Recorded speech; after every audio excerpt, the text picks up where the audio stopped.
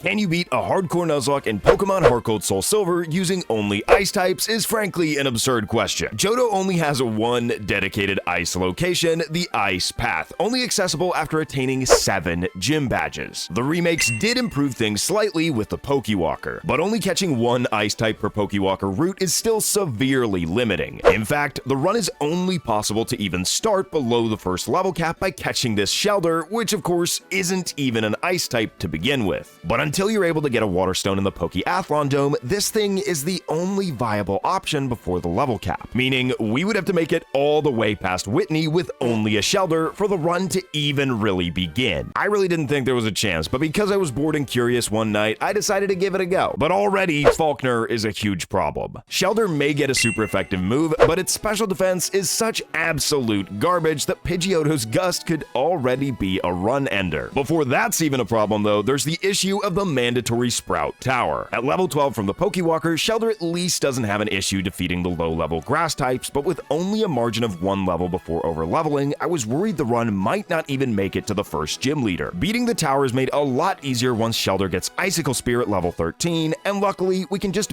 barely make it past Elder Lee without reaching level 14. And in doing so, we now have the privilege of facing our possible demise against Falkner. With the ability Skill Link, our Shellder, which we unfortunately can't nickname until we reach Goldenrod, will at least hit Icicle Spear 5 times every single time. You might think this would be incredibly overpowered, since Icicle Spear has a base power of 25 in the modern games. But back in Generation 4, Icicle Spear only deals 10 damage per hit, effectively making it a 50 base power move that, at this point, isn't even stab. The one thing we got going for us is it looks like Gust is going to be a 4-hit KO, but even despite our Icicle Spear being a 2-hit KO, Pidgeotto can work around that by using Roost, which not only heals back its HP, but also gets rid of its flying typing for the turn, making our Icicle Spear's damage output pathetic beyond belief. If Pidgeotto goes for Roost, we're seriously better off just going for Tackle, and Falkner seemed committed to the bit, going for Roost a second turn in a row, meaning my Icicle Spears continue to do almost nothing to it. It then continues going for Gust, which it looks like I can survive 2 more hits of. I then connect with another super effective Icicle Spear, taking it down all the way to the red. And very oddly, Falkner doesn't go for a potion or even Roost to get back his health, which means with a mere 6 HP remaining, Shellder actually pulls it off, defeating the first gym, which really just leads us to our next slightly bigger problem. Bugsy Scyther is very strong at this point in the game, and its crit fishing makes it very inconsistent and scary to face. The one thing we got going for us is Shellder's great physical defense, but even so, I was very skeptical about this being a winnable fight at all. If we get crit even once, the fight is pretty much over. Bugsy starts with the strongest move, U-turn, which almost deals half already to Shellder and then swaps out into Metapod. This is actually perfect since it'll give us a moment to set up our defense using Withdraw. The only move on Metapod's entire moveset is Tackle, and once we've set up our third Withdraw, Tackle only deals 1 damage, making it very easy to set up to +6 defense. There's still a lot that can go wrong though, like after I use my 6th Withdraw, Metapod gets a critical hit Tackle, taking me down to 20 HP and activating my Citrus Berry I picked up in Violet City. We can actually get as many Citrus and Lum Berries as we would ever want from the Shard to Berry guy in Violet City. Once we beat Falkner, smashing rocks in the Ruins of Alph can get us access to Shards and thus the berries. Annoyingly, Icicle Spear is not a 2-hit KO on Metapod, but in this case it's actually a blessing in disguise since it makes Bugsy waste his only Super Potion. From there, we simply have to just keep spamming Icicle Spear until Metapod eventually goes down. Bugsy then sends in Scyther again, but at least this time we're at +6 defense. Scyther then uses Focus Energy, making the rest of this fight a complete gamble, but at least Icicle Spear actually deals a pretty decent chunk of damage, activating Scyther's Citrus Berry. The berry is very inconvenient here, turning this from a 2-hit KO into a 3-hit KO. Scyther then U-turns again, and I hold my breath that it doesn't crit, which thankfully doesn't happen, swapping out into Kakuna. Once again, we're far from being in the clear. This Kakuna's only move is Poison Sting, and getting poisoned would be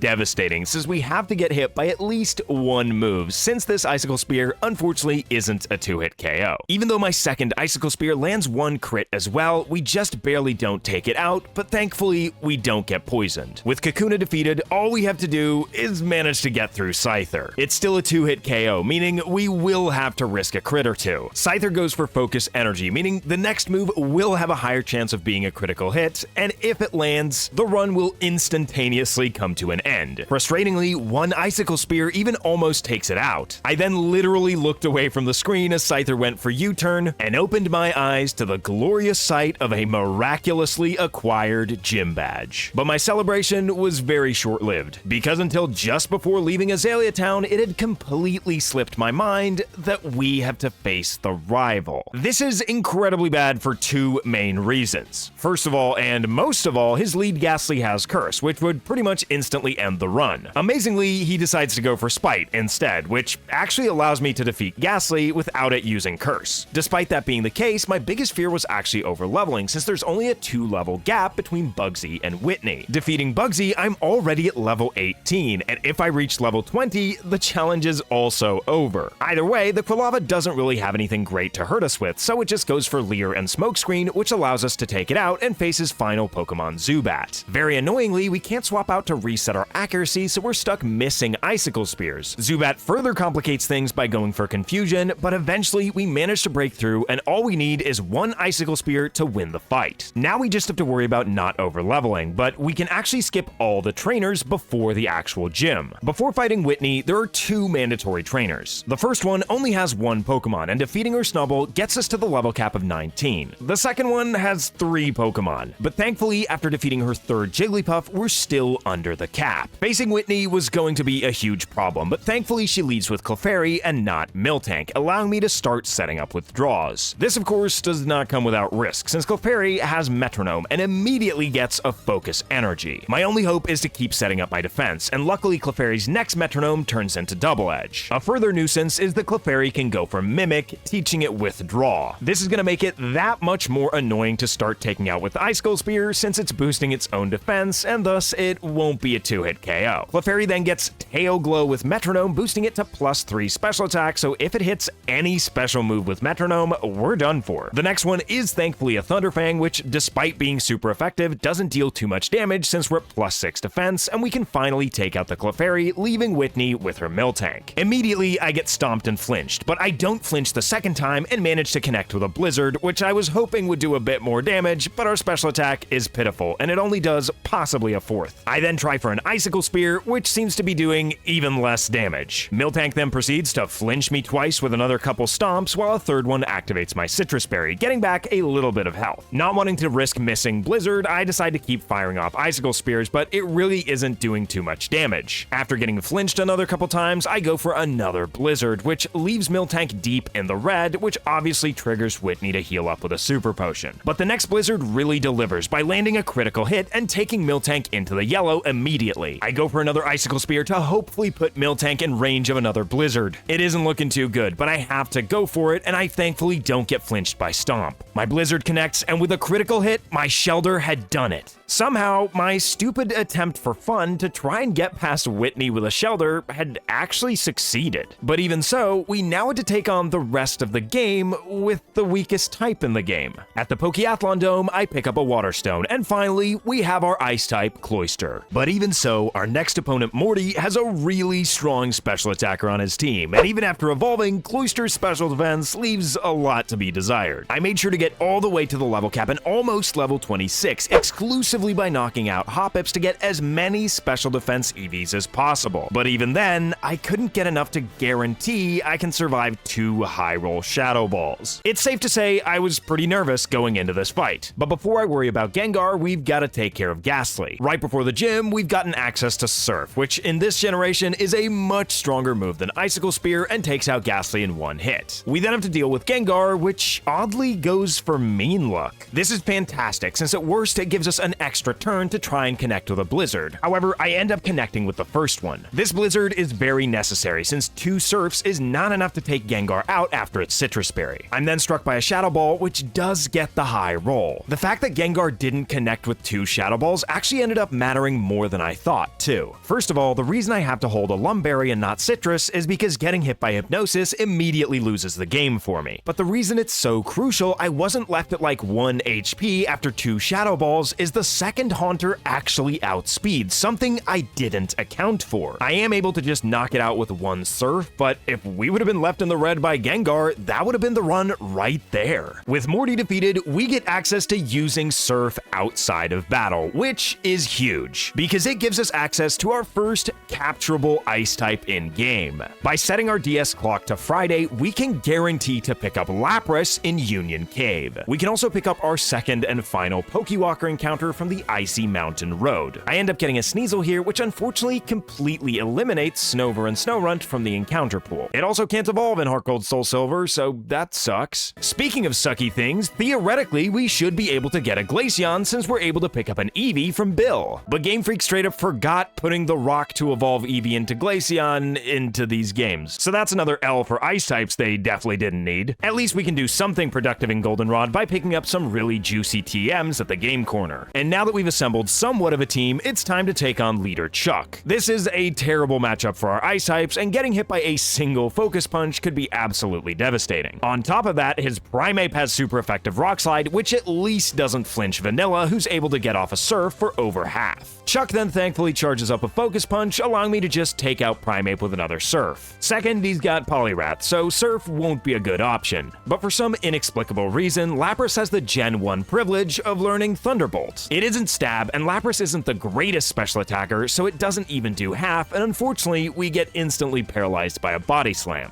A second one triggers our Citrus Berry, at least getting us above half. My plan was then to go for Perish Song, since with the paralysis, it's gonna be pretty annoying to try and hit that many Thunderbolts after potions. I figure Cloyster's our best option to switch into since it can probably survive a Focus Punch with its massive defense. I then just start firing off Ice Beams to make sure it doesn't hit me with any Focus Punches, and once the 3 turns of Perish Song have passed, Poliwrath goes down, granting us our 5th gym badge. Once we then delivered the secret potion to Amphi, theoretically we could take on Jasmine right away, but instead I head towards Mahogany Town, picking up the TM for Dig on my way. Once I've disposed of the red Gyarados, I make sure to pick up the Choice Specs at the Lake of Rage. We then have to help out Lance violently audit Team Rocket, which is one of the main reasons I picked up Dig, since here we have to knock out 3 Electrodes. And with most of our teams so weak to Electric, it made sense to do this with Sneasel and take out the Electrodes with Dig. And before challenging Jasmine, I take on Pryce in an Ice on Ice showdown. His lead Seal is easily knocked out with a Specs Thunderbolt. However, because I'm locked into an Electric move, once he sends in his Ground-type Piloswine, I'm forced to swap out. From there, handling the Piloswine with Cloyster is as simple as clicking Surf twice. Then for his final Dugong, we swap back to Vanilla and take it out with a Specs Thunderbolt to claim our badge. Before challenging Jasmine, I head to Route 47 to find a Seal, which at level 34 evolves into our very own Dugong. Once again, as we take on Jasmine, our Ice types have a terrible matchup. Not just against Steel, but our 3 Water types are weak to Magnemite, which both have Thunderbolt. For the first one, at least Chocolate can just outspeed it with a quad effective Dig and take it out in one hit. This of course baits in her Steelix next, and Chocolate has no great way of dealing damage here, so I swap out into Blueberry. I finally get around to changing the nicknames of our Pokewalker encounters. With base 180 defense, a Stab super effective Iron Tail really isn't that big a deal to Blueberry, and we can simply retaliate with a Surf to take Steelix out because of its abysmal special defense, leaving Jasmine with only Magnemite. The trouble is, I really wasn't sure if I could one-shot it, and I didn't want to be hit by a Thunderbolt, so I swapped to Sneasel, but unfortunately, I get paralyzed as I swap in. It would have been great to have a Lumberry here, since this way I wouldn't get outsped and confuse the following turn, where I end up hitting myself in confusion. This caused me a lot of unnecessary trouble, leading me to swap out into Vanilla and getting hit by a Thunderbolt on the switch. Fortunately, Lapras is very bulky, and it doesn't even do quite half, so I can stay in the following turn and go for a Perish Song. But Magnemite just goes for Thunder Wave, not even damaging Lapras further. With Magnemite only having 2 turns on the clock left, I swap out into Sorbet to tank the next Thunderbolt. He really doesn't take it very well, but at least he manages to survive. I then swap back out into Vanilla to tank the next Thunderbolt. It leaves me at very low HP, but for the final turn of Perish Song, we can just swap out into Chocolate, who's able to tank a Thunderbolt nicely, which then simply wins us the battle and thus the gym badge as the Perish count goes to 0. And thus, we have finally made it to the infamous Ice Path. Careful not to slip, fall over, freeze, and get stuck on the ice. A simple watch your step slippery would have sufficed, don't you think? Once inside the cave, there are 3 possible encounters I can find, and whatever I pick up is the last encounter I can get in the run.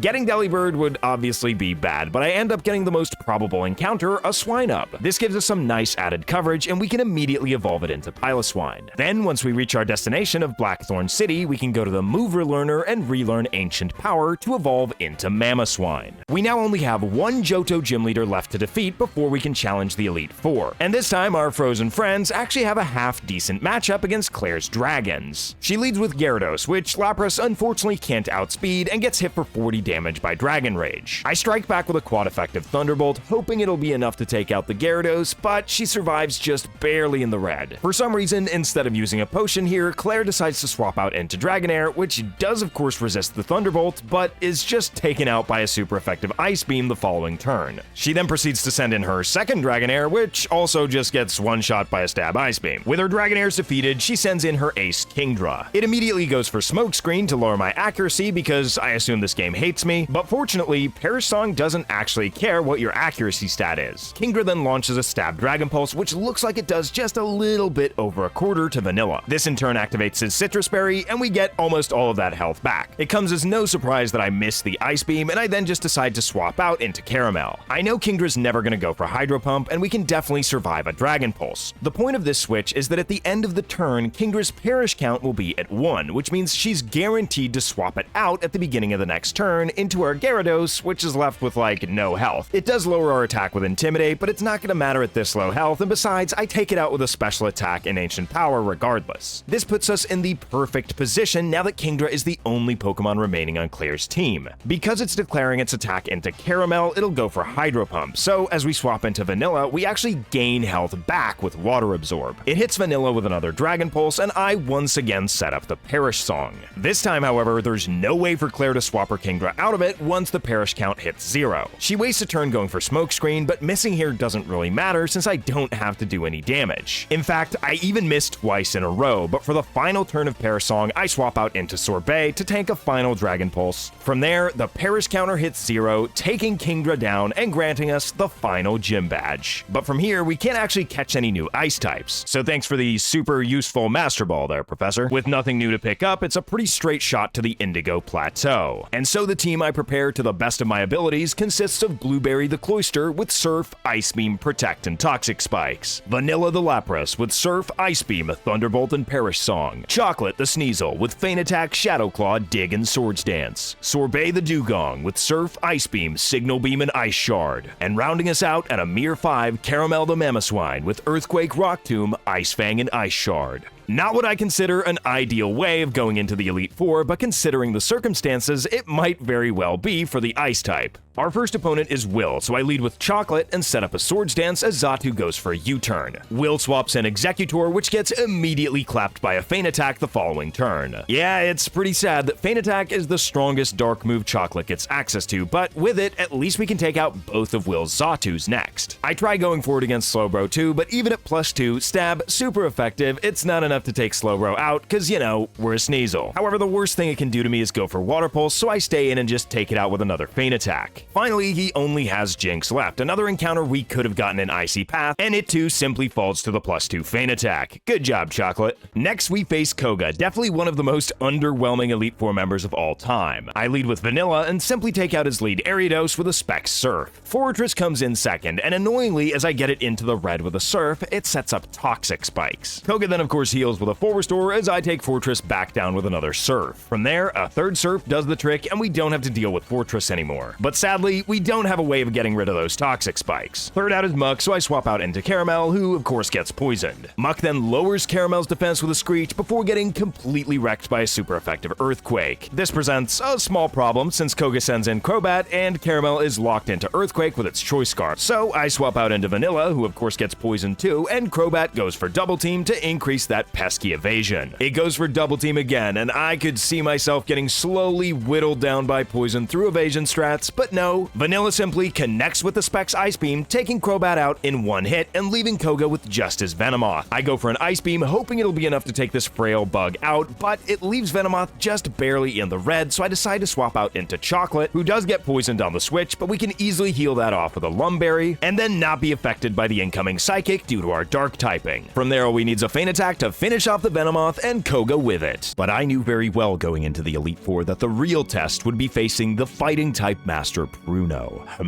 I see no fear in you. That's only because you can't see the inside of my pants. Yeah, while the previous two Elite Four members were pretty pathetic and I wasn't worried whatsoever going in, this fight is the complete opposite. This man is by far the scariest thing we've run into in the entirety of the run, despite wasting one of his precious team slots on a Onyx. First of all, we have to deal with Hitmontop, which amazingly is a speed tie with Blueberry, and the second turn we manage to get in a Surf before it digs underground. Then, since there's a 50% chance I'm just taking unnecessary damage, I decide to go for Protect. Expecting another dig, I switch it up and go for Toxic Spikes, but Hitmontop wastes the turn by going for Counter instead. It even politely allows me to set up the second layer the exact same way. I then go for a couple of more Surfs, and that at least takes care of the Hitmontop. But this is where things begin to get really dangerous for our Ice types. Expecting Hitmonlee to come in second, I did at least come with a plan. I go for Protect, hoping that Hitmonlee goes for High Jump Kick, but instead it goes for Swagger. In fact, it follows up with Swagger the next turn as well to confuse me. And what follows, ladies and gentlemen, is not what would be described by most as good luck. Immediately, Blueberry hurts herself in confusion, but I really can't switch anything in, so I'm forced to stay in, and she hurts herself again. Hitmonlee then goes for Focus Energy, and I got a bad feeling about this. As the severity of my current predicament sinks in, I realize I'm better off switching to Chocolate. By this point, I had to accept I was losing something, and Chocolate would be the one to take the fall. Because of the Toxic Spikes, at least Hitmonlee has been taking enough damage at this point to where Caramel can come in and finish it off with a Scarf Earthquake. Once the job is done though, we'll be facing another strong fighting type, and I'm just hoping it's not Machamp. I let out a sigh of relief as he sends in Hitmonchan first. Locked into Earthquake, there's only one move I can go for, and I was really hoping this would be close to a one-hit KO, at least together with Poison. Hitmonchan connects with an Iron Fist Fire Punch, which does a lot less than I was expecting. And even though Hitmonchan survives the poisoning, because of the Scarf, I can simply outspeed and take it out with another Earthquake the next turn. But this presents our biggest problem, Machamp. With both better base defense and HP than Hitmonchan, there's no way this thing's going down to one Earthquake, so I'm forced to swap out. Even though that means we have to lose yet another soldier. Blueberry may have taken us this far, but even she has her limits. I swap to Vanilla, really hoping she can tank at least one hit. Surf does some good damage, but after a Citrus Berry, even with Poison, there's no chance it's a 2-hit KO. Machamp then reveals its secret weapon, Revenge.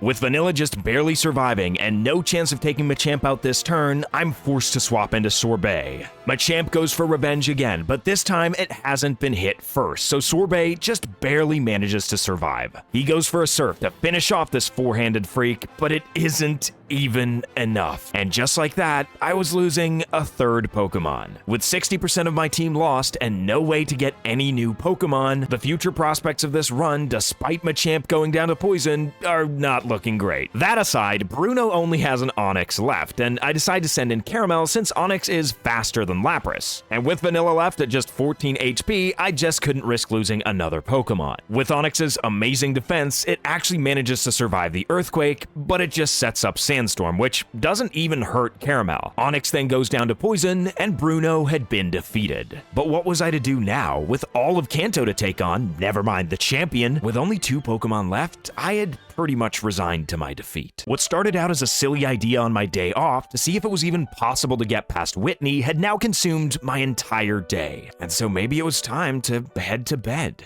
Hell no, I was ready to stay up all night as long as I had one single Pokemon left standing. Karen's our next opponent, and with only 2 Pokemon remaining, she could be a tough cookie to crack. But I was determined to make it all the way to the champion, because against his dragons, our ice types may very well have a chance. Karen's Umbreon, determined to try and avoid my Earthquakes with Double Team, completely fails, and I take it out in 2 hits without even taking damage. She sends in Houndoom second, which is not one of my main concerns since we can simply outspeed and take it out with another Earthquake. For this fight, I didn't Scarf Caramel since we can outspeed all of Karen's Pokemon except for Gengar and Murkrow. We'll also want to switch up our moves, but against Vileplume, I misclick, clicking Ice Shard instead of Ice Fang since they look so similar in the move selection. And this little blunder ends up getting Caramel paralyzed. Admittedly, it would have been a lot worse to take damage from a Petal Dance here, and at least we can finish off the Vileplume the next turn with an Ice Shard. The paralysis is gonna suck though when we face the next next Pokemon Gengar, which does have Focus Blast, so I did give Caramel a Chople Berry, but Gengar, just like our rivals Ghastly in Azalea Town, decides to go for Spite. I fortunately don't get fully paralyzed, and an Ice Fang deals enough damage to where I can come in with an Ice Shard the following turn, and boy was I unsure if this would be enough damage, but it actually ends up taking Gengar out, leaving Karen with only Murkrow, which must have gone for Whirlwind since we managed to outspeed despite being paralyzed and simply take it out with an Ice Fang, which means we've made it all the way to the champion. If the 2 Pokemon I have could just be enough to take me through this fight, I could at least say that I kind of beat Pokemon Heartgold using only Ice types, but even that could be a stretch against his fearsome dragons. He leads with Gyarados, so I send in Vanilla, but because we don't have the choice specs, even a quad-effective Thunderbolt isn't enough to take Gyarados out, and my champion battle starts horribly with a critical hit Dragon Pulse. Already, things are not going great, and what rubs salt in the wound is after Lance heals up with a full restore, our next Thunderbolt gets a high roll, and it's enough to just take out Gyarados. He sends in the Pokemon I'm the most afraid of next, Aerodactyl. The RNG gods must have thought that crit was a little bit unfair since it misses its first Rock Slide, but without a pair of snazzy glasses, Vanilla's Surf just barely fails to get the KO. This time, the Rock Slide connects, and Vanilla does manage to survive deep in the red, activating his Citrus Berry. One more Surf will take out Pterodactyl, but we flinch. We definitely can't take another one of those, so I'm forced to swap to Caramel to take the hit. With our Ground-type combo, at least it isn't super effective, but it still deals a ton of damage. From there, Caramel's able to finish the job and take out Aerodactyl with a priority Ice Shard. This really doesn't improve our lives too much though, since his next Pokemon is Charizard. I did give Caramel an Aqua Berry before the fight, but hopefully we don't even have to use it with this quad-effective Rock Tomb. Sadly, it's the strongest rock move we can get our hands on at this point in the game, and it's not quite enough to take Charizard out. But oddly, Charizard goes for Shadow Claw instead of Flare Blitz as if it knows what item I'm using. It does get a critical hit, leaving Caramel very low, but at least we can finish the Charizard off the next turn with an Ice Shard. From here, we have 3 Dragonites to face, and if we can just connect with 3 Ice Fangs, we should be good to go. His first Dragonite is his level 50 Ace, and our first Ice Fang connects, taking it out in one clean quad-effective hit. Then in comes a level 49 Dragonite, and somehow I managed to do it again. At this point, it was like 2 a.m., and I seem to have used up every single one of my functioning brain cells because I once again misclick Ice Shard instead of Ice Fang. We're looking at a difference in base power of 25, just enough for Dragonite to survive in the red and kill me with a Dragon.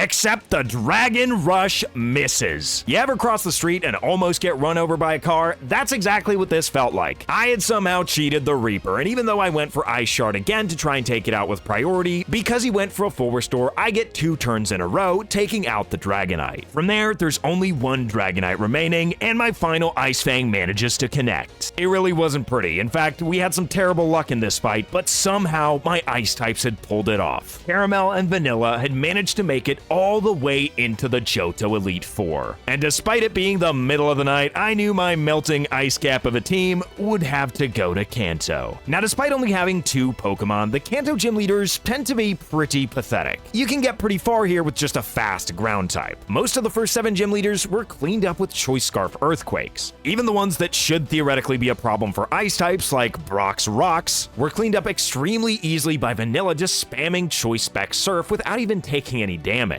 Blaine's Fire type should also theoretically cause some problems for our ice types, but once again, he's simply cleaned up by Earthquakes. However, there is one Kanto Gym Leader with a full team of 6 that I was dreading to face. With only 2 Pokemon remaining, Blue could very easily spell the end of the run, particularly with his Machamp. He leads with Executor, which, even without Choice Specs equipped, we can easily take out with a super effective Ice Beam. From here, we face his Machamp, and this thing is much more dangerous than Bruno's. Because it has no guard and I can't miss, I make sure to go for Hydro Pump instead of Surf to deal more damage. While we can survive a non-crit Dynamic Punch, the confusion is the real issue since we really don't want to leave anything up to chance. For this reason, it was very important that I equip a Lumberry to Vanilla before the fight to get rid of it, which then means we can simply outspeed the next turn without being afraid of hitting ourselves in confusion and take out the Machamp. From there, for some reason, Blue sends in his Rhydon, which is quad weak to water, so I simply take it out with a Surf. Fourth is Arcanine, and at the amount of health Vanilla has left, we definitely fall to a Flare Blitz, so I swap out to Caramel, who's once again equipped with an Aqua Berry. But we're still not completely out of danger. A crit still takes us out, and getting burned would spell the end of the run one right here. Fortunately, neither of those things end up happening, and we can take out Arcanine the next turn with an Earthquake. Finally, we've managed to even the odds. Now the blue only has 2 Pokemon remaining. He starts by sending out Gyarados, but this actually works out perfectly for us as we swap into Vanilla and gain some health back with Water Absorb as it goes for Waterfall. I go for a quad-effective Thunderbolt, and this time we actually manage to take out a Gyarados in one hit. Finally, he only has his Ace Pidgeot left and goes for a critical hit with Return, but fails to get it. Meaning, with a simple stab super effective Ice Beam, we defeat Pidgeot and thus the final Kanto Gym Leader in our way. I was proud of my 2 Popsicles for making it this far into the game, but now my survivors would be put to the final test. I was in shock, mostly from staying up all night, but also because my Ice types had managed to make it all the way to the final battle of the game. And this is the one time that the hail in this fight actually isn't a problem. We start by facing Red's Pikachu, which is definitely the least of our worries since we can just take it out in one Earthquake. Blastoise comes in second, and this thing is a much bigger problem. With Hydro Pump, Focus Blast, and Flash Cannon to choose from, we could be in some serious trouble, but after dealing over half with an Earthquake to it, it just ends up going for Blizzard, which is the least effective move it could use. Caramel is holding a Pasho Berry in case it connected with Hydro Pump, but I was just hoping to survive either of the others. However, with Blastoise completely throwing, Red sends out Lapras, so I swap out into Vanilla. This ends up working out perfectly since Red's Lapras goes for Brine, which can't hit us due to Water Absorb. I then go for a Thunderbolt, which ends up taking out just above half of Lapras's health. It hits me back with a Body Slam, which thankfully doesn't get the paralysis. Another Thunderbolt takes the Lapras out, meaning we've defeated half of Red's team. He sends in Venusaur next, but here we have the advantage since Blizzard can't miss in the hail, and despite Venusaur's massive special defense, it ends up being a one-hit KO. Charizard comes in next, hitting me with a neutral Flare Blitz. It ends up doing about 45%, leaving us at a pretty comfortable amount of health as I strike back with a Surf, which with the recoil damage from Flare Blitz is enough to take Charizard out, leaving Red with only Snorlax. I begin by going for Perish Song so that whatever happens, I can try to stay alive for 3 turns to win the match. But Snorlax fights back with a critical hit crunch that even lowers my defense. Being a special attacker, Vanilla doesn't have any great moves to hit Snorlax with, so I just go for my best damage with Blizzard, which doesn't do too much. Crunch then takes Vanilla deep into the red, and I get a little bit of HP back with leftovers. I try again with one more Blizzard, just barely getting Snorlax below half, and sadly, this is the end of the road for Vanilla. All we have left is one Pokemon that just needs to make it to the end of this turn. I go for one final Earthquake, and if Snorlax survives, all we need to do is live.